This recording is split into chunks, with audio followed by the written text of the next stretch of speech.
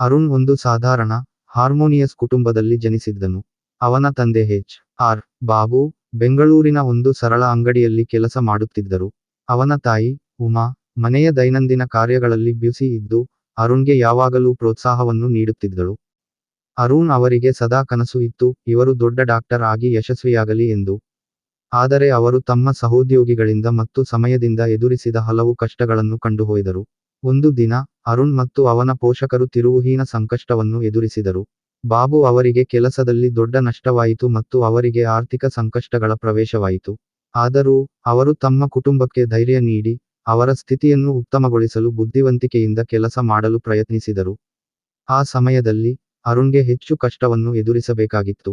ಶಾಲೆಯಲ್ಲಿ ತನ್ನ ಅಧ್ಯಾಯ ಪಾಠಗಳನ್ನು ಸರಿಯಾಗಿಯೂ ಪೂರ್ಣಗೊಳಿಸಬೇಕಾಗಿತ್ತು, ಮತ್ತು ಅವನ ಗೆಳೆಯರು ಅವನಿಗೆ ತೊಂದರೆಗಳನ್ನು ಕೊಡುತ್ತಿದ್ದರು. ಕೆಲವು ಮಕ್ಕಳು ಅವನಿಗೆ ತಪ್ಪು ಹಾಕಲು, ಅವನ ದುರ್ಬಲತೆಗಳನ್ನು ನಗಲು ಶುರು ಮಾಡಿದರು. ಇವುಗಳಲ್ಲಿ ಕೆಲವರು ಅವನನ್ನು ಚಿರಂತನವಾಗಿ ಹೀನಾಯಗೊಳಿಸುವಂತೆ ಬೇಡಿಕೆಯಿಟ್ಟು ಅವನ ಮುಂದೆ ಇದ್ದರು. ಅರುಣ್ ಮೊದಲನೇ ಒತ್ತಡದಲ್ಲೇ ನಗುಹಾರವಾಗಿ ಎಲ್ಲಾ ಕಡೆಗೆ ಸಂತೋಷವಿಲ್ಲದೆ ಹೋಗುತ್ತಿದ್ದನು. ಆದರೆ ಅವನ ತಂದೆ ಬಾಬು ಅವನಿಗೆ ಒಂದು ಮಹತ್ವಪೂರ್ಣ ಪಾಠವನ್ನು ನೀಡಿದರು. ಬಾಲಕನೇ, ದುಷ್ಟರ ವಿರುದ್ಧ ನಿಮ್ಮ ಧೈರ್ಯವನ್ನು ನಷ್ಟವಾಗಲು ಬಿಡಬೇಡ. ನಿನಗೆ ಇಡೀ ವಿಶ್ವವೂ ಎದುರಿಸಲು ಸಾಧ್ಯವೇನೆಂದರೆ, ನಮ್ಮ ಮನಸ್ಸು ಮಾತ್ರ ಅದು ತಲುಪಲು ಬಹುಮಾನವನ್ನು ಕೊಡುತ್ತದೆ.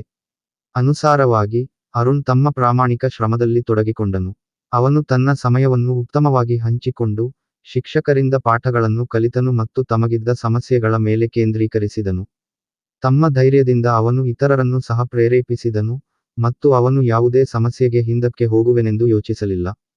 1 ವರ್ಷದ ನಂತರ, ಅರುಣ್ ತನ್ನ ಶ್ರೇಷ್ಠವಾಗಿ ಪರೀಕ್ಷೆಗಳನ್ನು ಹಾರಿತ್ತಿದ್ದನು. ಅವನು ಶ್ರೇಷ್ಠವಾದ ವಿಜ್ಞಾನಿ ಮತ್ತು ವೈದ್ಯರಾಗಲು ತಮ್ಮ ಕನಸುಗಳನ್ನು ನನಸು ಮಾಡುತ್ತಾನೆ.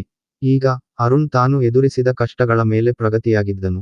ಅವನು ಹೇಳುತ್ತಾನೆ, ಬಾಲ್ಯದಲ್ಲಿದ್ದಂತಹ ದುಷ್ಟರ ವಿರುದ್ಧ ಹೋರಾಟವು ನನಗೆ ಧೈರ್ಯವನ್ನು ಕಲಿತಿದ್ದು, ಇದಕ್ಕೆ ಬದಲಿ ಹಾರಿದ ಪ್ರತಿಯೊಂದು ಹೋರಾಟ, ನಾನೇ ಹೇಗೆ ಬದಲಾಗಿದ್ದೆನೆಂದು ನಂಬಿದಾಗ, ನನಗೆ ಸತ್ಯವಿದು.